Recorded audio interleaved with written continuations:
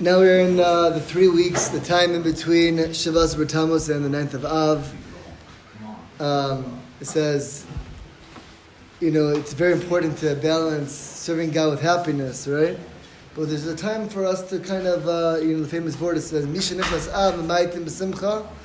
It actually says, Kashem shenichnas av ma'aitim b'simcha, kach Misha nichnas adamar b'simcha. The same way we minimize our simcha and av, so too is the way we increase our simcha during. And all the Chassidim Sfarim say is that, it says, Misha nichnas av ma'aitim. In Av, we become smaller. How? B'simcha. A yid always has to be b'simcha. That is the radar in which one is able to calibrate how to feel things in life. Right? A yid always has to be b'simcha, but there's an avoda for this time period where we're supposed to tap into what it means the 3 weeks. What does it mean that we worshipped an Eglah Azav after getting the Torah? Moshe broke the Luchos. What does it mean that do you know the story of Apostomos? You know the story of the walls being breached by the second Beis Hamikdash? It's a wild story. Before I had to say something, the story started with the Chashmonaim. The Chashmonaim is the famous Hanukkah story. The Chashmonaim were the Kohanim, the Maccabees. They end up becoming the leaders of the Jewish people, and not them and not their grandkids, but their great-great-grandkids actually became the rulers of. Tell me if I'm wrong here, because we can verify what I'm saying, but there were two brothers that ended up becoming the leader of, one of them was they fought Hellenism, but in fact their great-grandkids became Hellenistic leaders.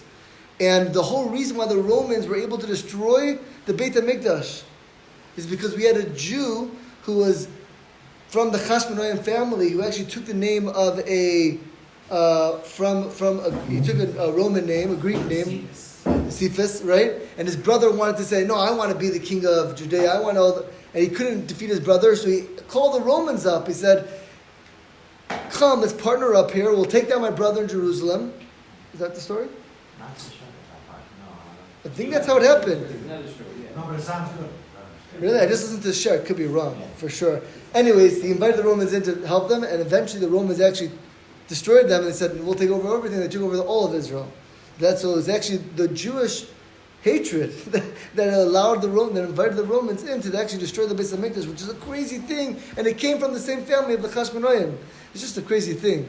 Trivia: how many years between Tisha B'av, the first Tisha B'av of the first Beis Hamikdash and the second Beis Hamikdash?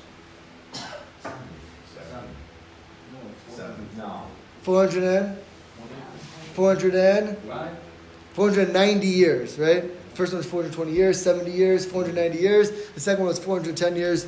So, these are just, it's just a wild time here. They plowed through Jerusalem with salt so the land wouldn't become fertile. It's just, they brought I listened to a share